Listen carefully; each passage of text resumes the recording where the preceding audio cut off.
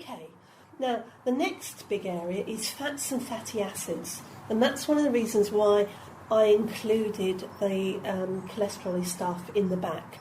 Because this is one of the big thingies at the moment: bad cholesterol and good cholesterol. Now that was something that they used to say, but actually they're not saying now because they actually realise that that's actually not the case. And that lovely little article from Caduceus says it absolutely. Fats generally, the definition of a fat is a natural oily or greasy substance that usually occurs in animal bodies. Actually, not exclusively in animals, but mostly in animals. And it's a fuel source for the body. But the one thing that people are really sort of into at the moment is, are you looking for definitions? Is fatty acids. This big thing going on about fatty acids. Putting them in things, aren't they? Often.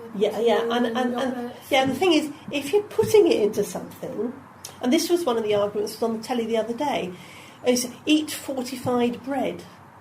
Bread that's had all the vitamins and what's it's added. I mean, the thing is where did they get those added things that they add? Synthetic, which they're more than likely. Yeah. They're highly from a natural source. Yeah. Well, my doctor told me years ago that when they introduced white bread, because people were so malnourished in this country after the war, they had to be fortified, but people didn't know. Yeah. And as far as he knew, that still happens today. It is. Yeah. And because after the war, people were in a big mess. But the thing is, it's not just bread now that's being fortified. It's everything. Yeah, because that was the argument. Is what's a good breakfast? A breakfast cereal that's been fortified. That's in that book as well. That one. Yeah, because this is the government. I did toes the government line. Quite a lot of alarm bells. I know, when I read that. And in fact, that's what I think is what I said to you last week.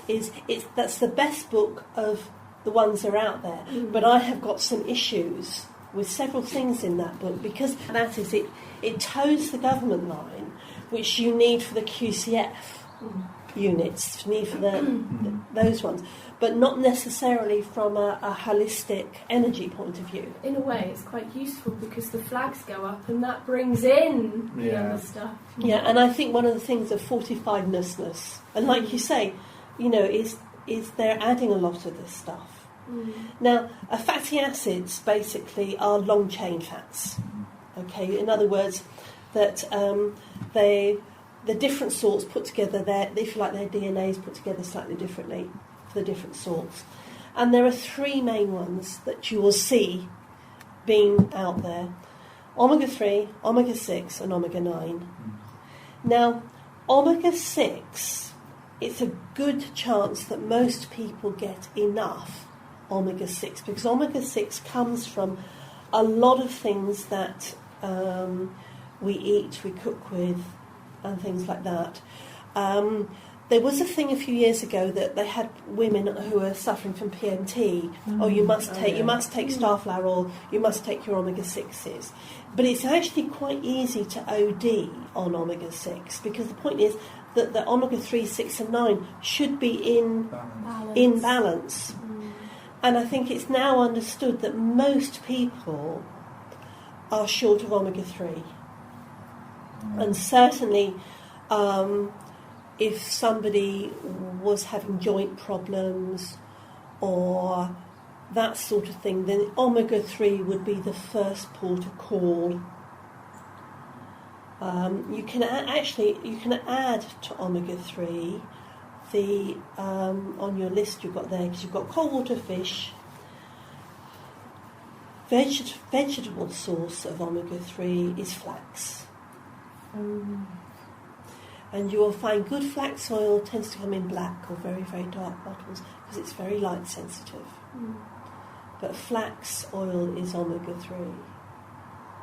So if you are vegan, for example, in other words, you're not eating any meat, then you've got to make sure you're getting your omega-3s.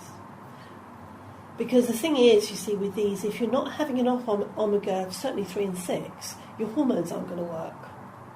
And of course, ironically, is when they're selling people to cut down on fats, people are tending, because of they're worried about the link between fats and cholesterol. The trouble is, it means that people aren't getting enough of the fats they do need to keep their system oil. And we don't just mean their joints; we mean the whole hormonal system.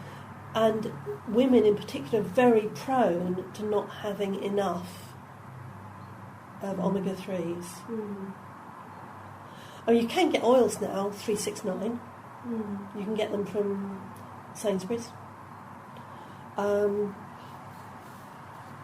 You can get hemp oil now from Sainsbury's. And of course, if you look at omega-9s, a lot of those are the ones you're cooking. I mean, obviously peanut has got its own issues to do with allergies.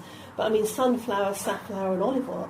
Olive oil is the mega, is the bee's knees when it comes to, because if you don't have any other form of fat in your diet, then, olive oil's the way to go. Preferably not cooked, if you can. But it's... and this is where the cholesterol issue that they're pushing at the moment really gets very muddled, because a lot of people therefore think... You hear the word fat. They hear the word fat, they think, yeah. And of course, interestingly enough, I think just last week, the Advertising Standards Agency, the bane of most complementary therapists' life, have actually now launched in on Flora for making claims that the margarines that they produce lower cholesterol. Hooray! It's like, because they were making these claims on very little research and were getting away with it. Because the thing is, when you've got something like margarine, and for want of a better phrase, margarine is a plastic food. It's not a whole food. Hydrogenated. Seriously, I mean, it's the classic thing, is you don't believe it, buy a pot of margarine and leave it outside in your yard and watch who eats it and watch how long it takes before it starts growing things. Nobody will eat it and it won't grow mould. You put butter outside, it'll be gone in a flash. Cat leaps all over the place, butter out. Yeah. And it's like, if nature's avoiding the stuff, it's like take the hint. Take the hint. And it's so there's been a lot of stuff come up about this whole cholesterol, fats, what fats are safe. If you add something in to a food, in other words, it's not a whole food anymore, what are you adding in? And is it going to have the right effect? And it's like, low-fat yoghurt with extra bits thrown in. Yeah, like modified starch. Extra calcium for strong bones. We'll come on to that when we do minerals. Is that true? So it's this sort of stuff that people easily become a victim to what they're being spoon-fed. When I tell people I don't drink milk at all, they go, "Oh, where'd you get your calcium from?" I said, if you remember, there used to be a thing called the Milk Marketing Board, and it was one of their little advertising ploys to say that you only get calcium from milk. I said, but it's incorrect. You get it in lots of other sources. And they go, really? And even a doctor doesn't know that. Yeah, because raw nutrition is not very much. No.